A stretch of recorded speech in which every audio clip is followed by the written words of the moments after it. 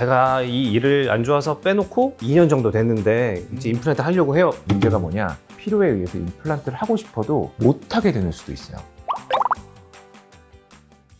안녕하세요, 김 원장입니다. 안녕하세요, 주의사입니다. 오늘은 어떤 거 하죠? 임플란트 관련해서 이제 상담하러 오시는 분들 중에서 제가 이 일을 안 좋아서 빼놓고 2년 정도 됐는데 이제 임플란트 하려고 해요 라고 하시는 분들이 계세요. 제가 이렇게 말씀드리는 이유는 거기에 대해서 문제가 있기 때문에 그렇습니다. 그렇죠. 오늘 그거에 대해서 오늘 원장님께서 말씀을 해주실 거예요. 어떤 이유에서든지 발치를 하신 다음에 그냥 놔두시는 경우가 있어요.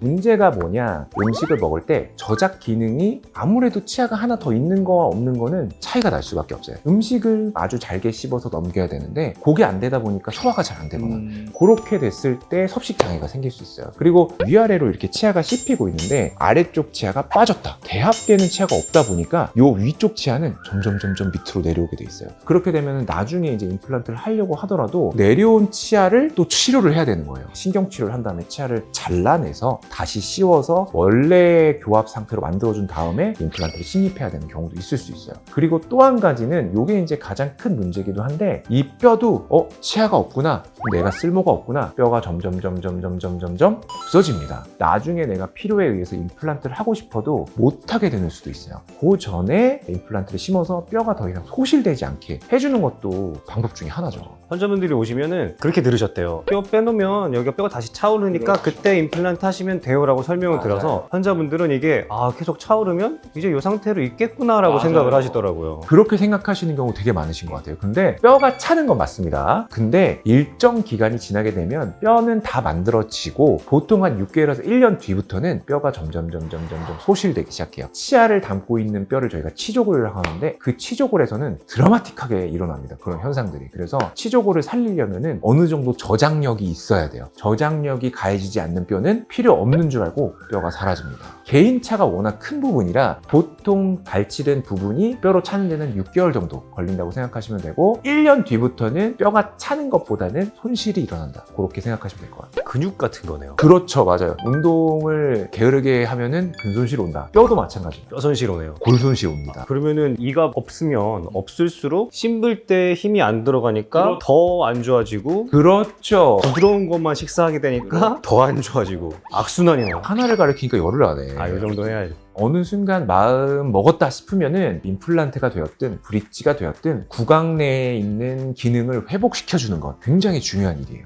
실제로 이런 경우도 있어요. 치아가 큰 어금니 2개, 아래쪽도 큰 어금니 2개, 총 4개의 어금니로 저작을 하는데 반대편 쪽에는 어금니가 하나가 없다. 그러면은 보통 사람들이 어금니가 많은 쪽으로 식사를 훨씬 더 많이 하시게 되세요. 문제가 뭐냐? 이쪽에 하중이 많이 걸리고 일을 많이 하기 때문에 이쪽 치아가 문제가 발생하는 경우가 있어요. 치아를 구성하고 있는 이 구강 같은 경우는 유일하게 이제 관절 2개로 연결된 구조물이에요. 그러다 보니까 한쪽이 문제가 발생했을 때 그 영향이 반대쪽에도 있을 수 있어요. 균형을 맞춰주는 게 중요한 거네요. 중요합니다. 이번에는 엑스레이로 환자분 케이스들 보면서 설명을 좀 드릴 건데 이 환자분 같은 경우에는 아래쪽에 어금니가 없으세요. 그러다 보니까 식사를 보통 이제 앞니 쪽으로만 하시다 보니까 절대 딱딱한 거 못 드시고 질긴 거 못 드시고 그냥 부드러운 거 위주로 훌훌 넘어가는 그런 식사만 하시다 보니까 나도 이제 고기도 먹고 씹어야지 씹고 싶다 하셔가지고 내원하신 분인데 이분의 문제가 뭐냐? 위에 쪽 보셔도 치아 2개에다가 4개를 이렇게 묶어 놓으셨어요. 반대편도 치아 2개에다가 4개를 묶어 놓으셨어요. 이렇게 되면은 치아 4개의 힘을 2개가 받아야 되기 때문에 이렇게 됐을 때에는 나머지 지금 건전한 치아 2개에도 문제가 생길 수 있어요. 저희가 치료를 어떻게 했냐 한번 보여드릴게요. 원래 브릿지가 있었던 부분을 잘라내서 가운데는 임플란트로 갔고 위에도 임플란트로 갔고 앞니도 임플란트로 넘어갔고요. 어금니 쪽 임플란트 심어서 저장 능력을 회복시켜 드렸어요. 이분 같은 경우에는 진짜 엄청 좋아하셨어요.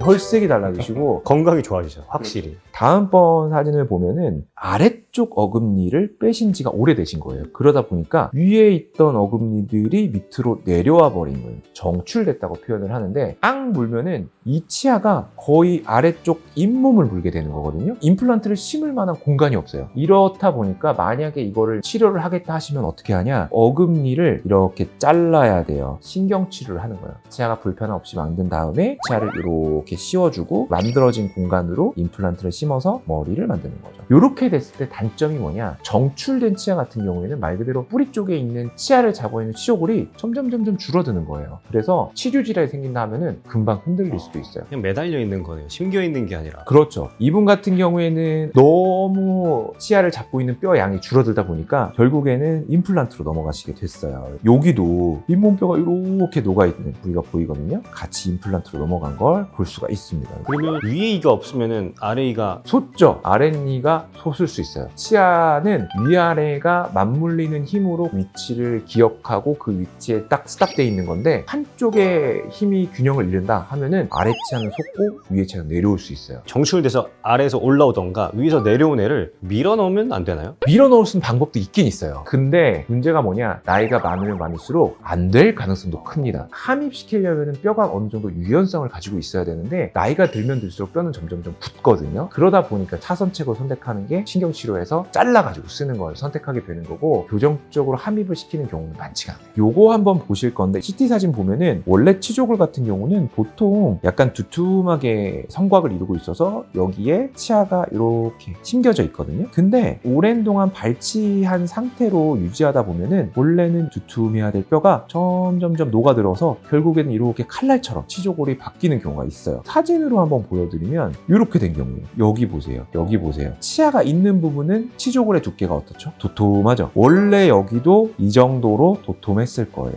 근데 치아가 빠지고 오랜 동안 유지하다 보니까 골폭이 확 줄어든 거 보이시죠? 임플란트 심기가 어려울 수도 있어요. 그래서 너무 늦지는 않았으면 좋겠어요. 연세가 많으신 분들 중에 틀니 하시는 분들 계시잖아요. 틀니 같은 경우는 실제 치아보다 저장력에 있어서 보통 한 20-30%밖에 안 된다고 말씀을 드리거든요. 그러다 보니까 틀니 쓰면 쓸수록 점점 사람이 힘이 없어지는 거죠. 저장력이 떨어지면서 식사 제대로 못 하시고 침 분비 제대로 안 되고 소화도 안 되고 이렇게 되면서 임플란트가 개발되면서 구강 저장 능력에 있어서 확연하게 도움을 많이 주는 치료가 생겨난 거예요. 요즘은 틀니보다는 임플란트를 당연히 먼저 추천을 드리고, 치과의사가 돈 벌려고 하는 게 아니라 실제로 틀니보다는 임플란트가 기능적으로 훨씬 우수합니다. 그건 한번 참고해 보시면 좋을 것 같아요. 또 이게 이가 없으면 어금니 같은 경우는 이렇게 보이기도 하잖아요. 그리고 앞니가 없을 경우에는 이렇게 되거든요. 합죽이라고 그러죠. 임플란트 하시면은 확 인상이 바뀌는 게 너무 좋더라고요, 저는.